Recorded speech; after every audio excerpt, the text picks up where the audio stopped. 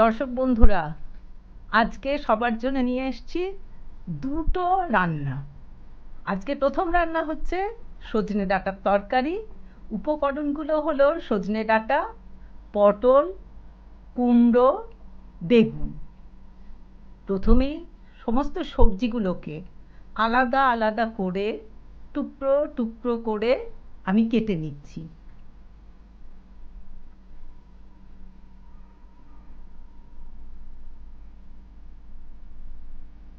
তরকারি কাটা হয়ে গেছে। এবার সবজি ধুয়ে নিয়েছি, কড়াইতে তেল দিলাম, একটু কালো জিরে ফোড়ন দিলাম, কালো জিরের সাথে আমাদের প্রিয় লঙ্কা।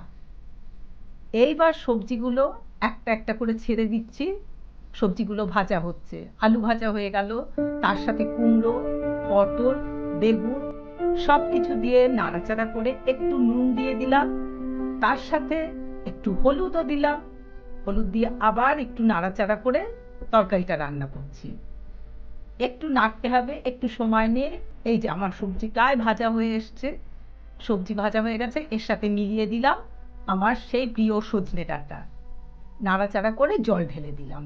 সবজি সেদ্ধ হতে সময় লাগবে।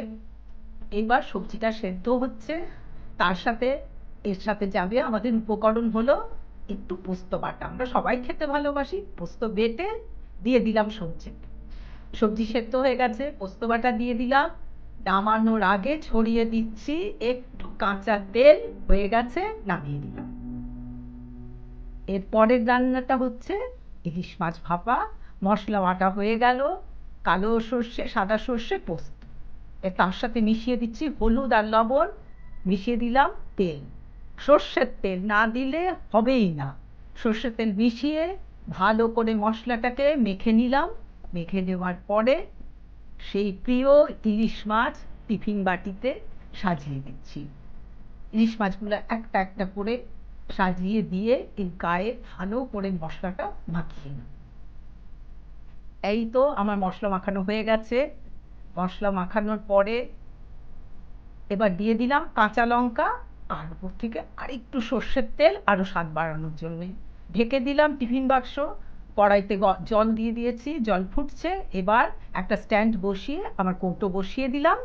বসিয়ে দেওয়ার পরে একটু ঢাকনা ঢাকনা দিয়ে একটু ফুটবে।